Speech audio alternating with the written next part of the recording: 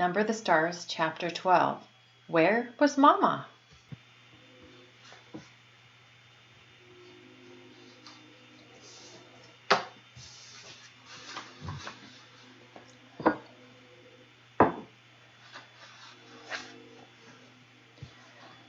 Mr. Rosen tripped on the loose step outside the kitchen door. His wife grasped his arm and he regained his balance. "It's very dark," Mama whispered as they stood in the yard with their blankets and bundles of food gathered in their arms. "And we can't use any kind of light. I'll go first. I know the way very well, and you follow me. Try not to stumble over the tree roots in the path. Feel carefully with your feet. The path is uneven. And be very, very quiet," she added unnecessarily. The night was quiet too. A slight breeze moved in the tops of the trees, and from across the meadow came the sound of the sea's movement, which was a constant sound here and always had been. But no birds called or cried here now in the night. The cow slept silently in the barn, the kitten upstairs in Christie's arms. There were stars here and there, dotting the sky among the thin clouds, but no moon. Anne-Marie shivered, standing at the foot of the steps. "Come," Mama murmured as she moved away from the house. One by one the Rosens turned and hugged Anne-Marie silently. Ellen came to her last. The two girls held each other. "I'll come back some day," Ellen whispered fiercely. "I promise." "I know you will," Anne-Marie whispered back, holding her friend tightly. Then they were gone, Mama and the Rosens. Anne-Marie was alone. She went into the house, crying suddenly, and closed the door against the night. The lid of the casket was closed again. Now the room was empty. There was no sign of the people who had sat there for those hours. Anne-Marie wiped her eyes with the back of her hand. She opened the dark curtains and the windows. She curled once more into the rocker, trying to relax.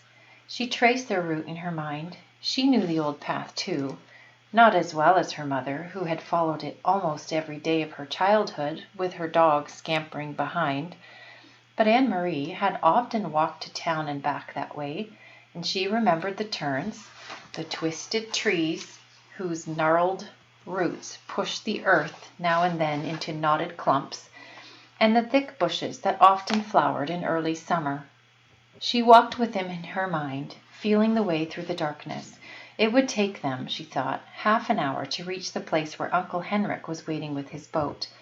Mama would leave them there, pausing a moment, no more, for a final hug, and then she would turn and come home. It would be faster for Mama alone, with no need to wait as the Rosens, unfamiliar with the path, slowly felt their way along. Mama would hurry, sure-footed now, back to her children. The clock in the hall struck once.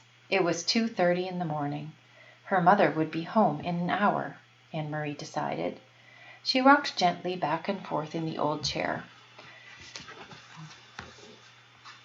Mama would be home by 3:30. She thought of Papa, back in Copenhagen alone. He would be awake too. He would be wishing he could have come, but knowing too that he must come and go as always, to the corner store for the newspaper, to his office when morning came. Now he would be afraid for them and watching the clock, waiting for word that the Rosens were safe, that Mama and the girls were here at the farm, starting a new day with the sun shining through the kitchen window and cream on their oatmeal. It was harder for the ones who were waiting, Anne-Marie knew. Less danger, perhaps, but more fear. She yawned, and her head nodded. She fell asleep, and it was a sleep as thin as the night clouds, dotted with dreams that came and went like the stars. Light woke her, but it was not really morning, not yet. It was only the first hint of a slightly lightening sky, a pale gleam at the edge of the meadow, a sign that far away, to the east where Sweden still slept, morning would be coming soon. Dawn would creep across the Swedish farmland and coast, and then it would wash little Denmark with light and move across the North Sea to wake Norway. Anne-Marie blinked in confusion, sitting up, remembering after a moment where she was and why. But it was not right. The pale light at the horizon. It should be dark still. It should still be night. She stood stiffly, stretching her legs, and went to the hall to look at the old clock. It was past 4 o'clock. Where was Mamma? Perhaps she had come home, not wanting to wake Anne-Marie, had gone to bed herself. Surely that was it. Mamma must have been exhausted. She had been up all night and had made the dangerous journey to the boat and returned through the dark woods, wanting only to sleep. Quickly, Anne-Marie went up the narrow staircase. The door to the bedroom where she had slept with Ellen was open. The 2 small beds were neatly made, covered with the old quilt, and empty. Beside it, Uncle Henrik's door was open too, and his bed too was unused and empty. Despite her worry, Anne-Marie smiled slightly when she saw some of Henrik's clothes crumpled in a chair and a pair of shoes caked with barnyard dirt lying on the floor. "He needs a wife," she said to herself, imitating Mamma. The door to the other bedroom, the one Christie and Mamma were sharing, was closed. Quietly, not wanting to wake them, Anne-Marie pushed it open.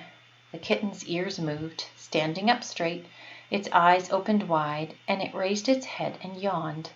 It pried itself out of Christie's arms, stretched, and then jumped lightly to the floor and came to Anne-Marie. It rubbed itself against her leg and purred. Christie sighed and turned in her sleep. One arm, free now of the kitten's warmth and comfort, flung itself across the pillow. There was no one else in the wide bed.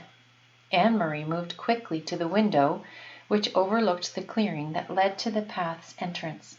The light outside was still very dim, and she peered through the dimness, trying to see, looking for the opening in the trees where the path began, looking for Mamma hurrying home.